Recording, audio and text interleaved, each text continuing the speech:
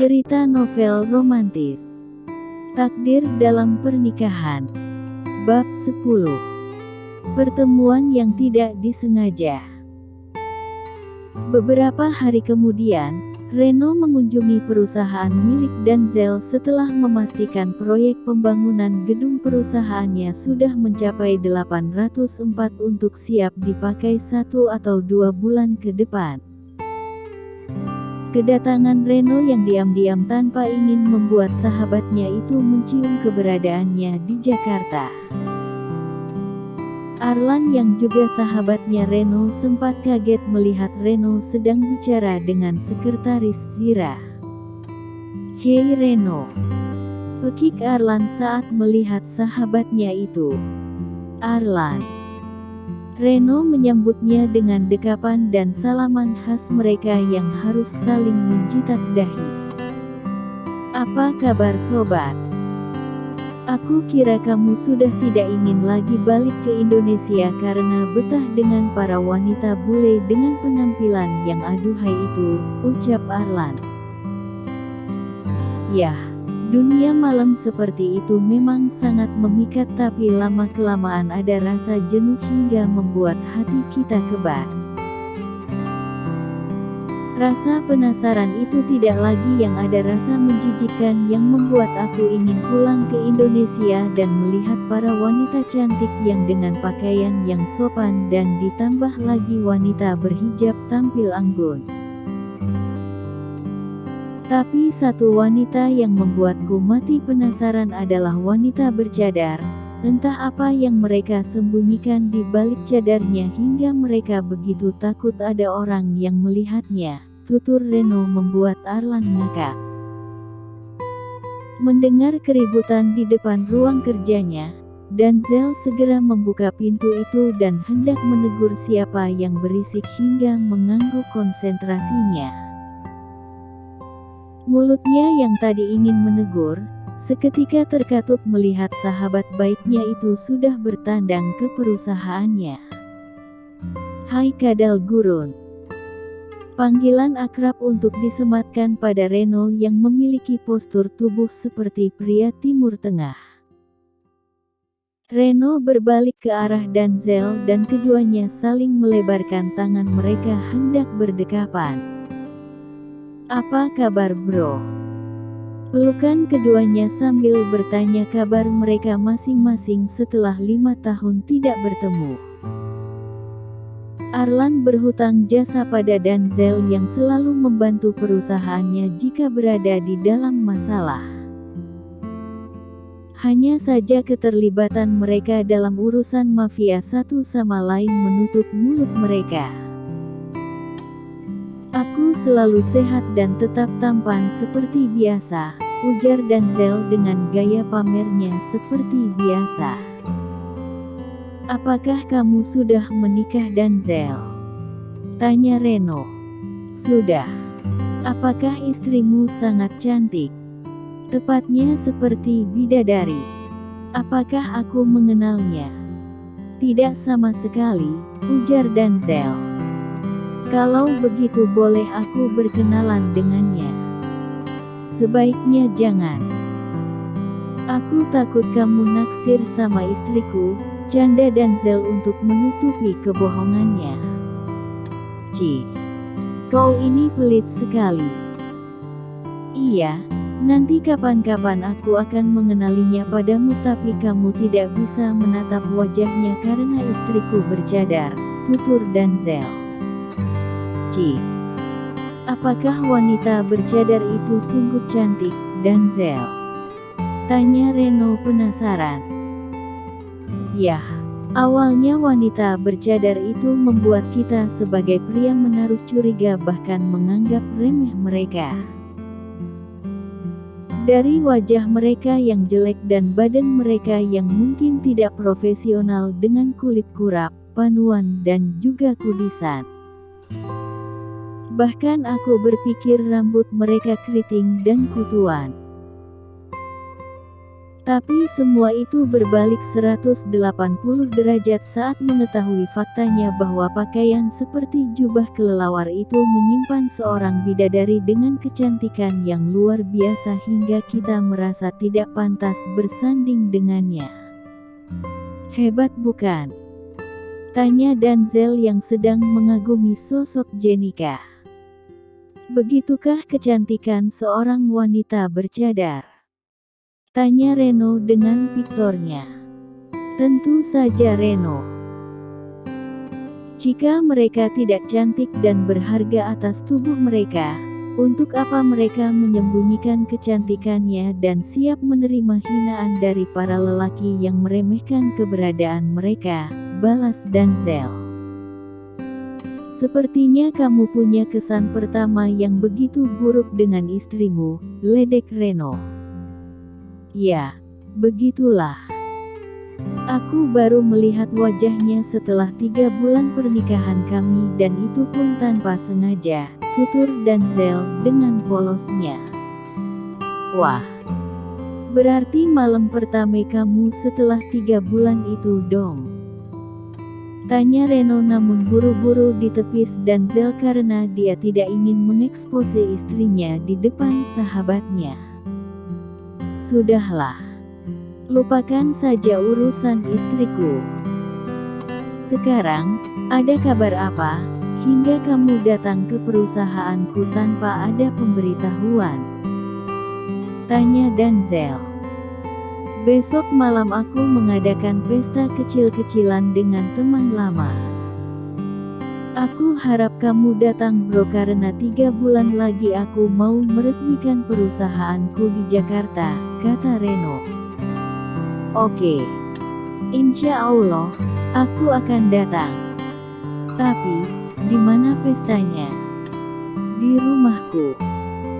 Kita pesta kebun sambil menikmati gadis-gadis cantik yang akan menemani kita malam ini, ucap Reno. Kalau begitu jangan membiarkan mereka mengenakan pakaian terbuka karena aku tidak mau ada wanita yang berani menggodaku atau aku akan menembak kepalanya, ucap Denzel setengah mengancam. Santai bro. Aku tahu kamu sudah berubah karena istrimu yang alim itu bukan? Aku jadi penasaran seberapa hebatnya dia bagimu hingga kamu bisa berubah seperti ini. Jiwa liarmu kemana sekarang Denzel? Tawa Reno menggoda Denzel yang tidak begitu peduli dengan ledekan Reno padanya. Jika kamu bisa menemukan wanita solihah seperti istriku, kamu akan merasakan sesuatu yang tidak pernah kamu rasakan. Kebahagiaan dan kebanggaan itu karena uangmu tidak bisa membayar perasaan itu, pukas Denzel. Baiklah. Kalau begitu aku pamit. Jangan lupa besok malam datang ke pestaku dan tidak perlu membawa istrimu. Simpan saja dia di kamarmu. Atau aku akan merebutnya darimu. Reno sepertinya mulai tergiur dengan ucapan Denzel yang menggambarkan sosok Jenica tanpa sadar. It's okay. Sampai jumpa bro. Ucap Denzel kembali bersalaman. Keesokan malamnya, Reno memastikan lagi persiapan pesta yang sudah para pelayannya siapkan sebaik mungkin. Sementara Jenica memastikan lagi makanan yang sudah disiapkan di meja makan panjang yang ada di area taman belakang mansion yang cukup luas itu. Tempat pesta itu tidak jauh berada di area kolam renang. Tidak lama kemudian para tamu undangan sudah datang sambil menggandeng wanita-wanita mereka entah istri atau simpanan mereka yang jelas penampilan mereka sangat berkelas. Mereka saling bersalaman satu sama lain. Di antara tamu itu ada yang Denzel kenal yaitu beberapa mafia yang menjadi musuh besarnya tapi tidak ia hiraukan, ia hanya fokus pada pesta itu untuk menyenangkan sahabatnya. Denzel yang tidak ingin mencicipi minuman hamar meminta Reno untuk dibawakan kopi untuknya. Reno meminta pelayannya agar Jenica membuatkan kopi untuk Denzel. Pelayan itu segera memberitahukan pesan Reno pada Jenica dan meminta gadis itu untuk membawakan langsung ke Reno karena sahabat Reno duduk dekat pria tampan itu. Sesaat kemudian suasana menjadi hening kala Jenica mengantar kopi itu menuju tempat Reno duduk. Denzel yang duduk membelakangi arah datangnya Jenica tidak mengetahui saat ini istrinya yang membawa sendiri kopi untuknya. "Permisi tuan," ucap Jenica pada Reno membuat jantung Denzel berdegup kencang. "Letakkan di sini kopinya," titah Reno pada Jenica yang sedikit membungkukkan badannya untuk meletakkan kopi itu di atas meja. Saat melihat ada tanda lahir di punggung tangan itu, darah Denzel seketika berdesir dan ia pun menatap ke arah Jenica. "Silahkan diminum kopinya tuh." Mata Jenica menatap nanar wajah tampan kekasihnya yang selama ini menghiasi rindunya bahkan menyiksa jiwanya. Tatapan penuh kerinduan keduanya membuat Reno menjadi bingung namun ia tidak mau mengucapkan apapun. Baik Jenica maupun Denzel hanya mendesis nama mereka. "Mas Denzel." "Jenica." Mata Jenica sudah berkaca-kaca tanpa ingin mengalihkan pandangannya pada Denzel. "Kamu kenal gadis ini, bro?" tanya Reno. Denzel memperhatikan sekitarnya.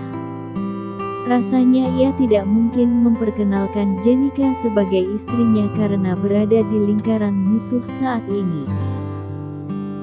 Bahkan ia tidak bisa lagi membedakan mana lawan dan mana kawan. Mana pengkhianat dan mana arti kesetiaan.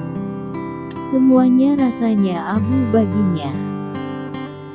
"Jika aku mengakui Jenica sebagai istriku, maka akan ada pertumpahan darah malam ini," batin Denzel yang langsung membuang wajahnya ke sembarang arah. "Tidak. Aku tidak mengenalnya." Ucapan Denzel sontak membuat tulang persendian Jenica terburai dari badannya. Bahkan ia ingin berubah menjadi seekor ular yang berjalan merayap karena ia tidak bisa berjalan tegak karena tidak ada lagi yang bisa ia banggakan untuk mengangkat kepalanya sebagai istri seorang Denzel. Ya Allah, sakit banget rasanya. Ya Allah, cabut saja nyawaku saat ini agar aku bisa menyusul ayahku ke alam lain karena suamiku adalah dunia bagiku, tidak lagi aku temukan tempatku untuk berpijak, batin Jenica. Sementara Denzel menahan gejolak kerinduannya hingga badannya terlihat bergetar dan itu terlihat jelas di mata Reno. Jenica menundukkan kembali wajahnya dan berharap menyingkirkan wajah pria itu dari dalam hatinya, apalagi pikirannya yang tidak mau berhenti membuatnya sakit karena rindu. "Rupanya 3 tahun berpisah denganmu, tidak berarti apapun aku untuknya. Dia terlihat baik-baik saja saat ini. Untuk apa aku harus merindukannya? Bukankah wanita yang diinginkannya adalah Rana? Apakah mereka sudah menikah?" Jenica memikirkan perihal suaminya hingga tidak sadar menabrak seorang pria tampan yang sengaja menghalangi langkahnya. Jenica spontan mundur dari pria itu. "Hai sayang," sapa pria itu yang terlihat sedang mabuk. "Minggir." Intonasi suara Jenica cukup keras pada pria itu karena hatinya sudah cukup panas melihat sikap cuek suaminya padanya barusan. "Wah, kau galak sekali.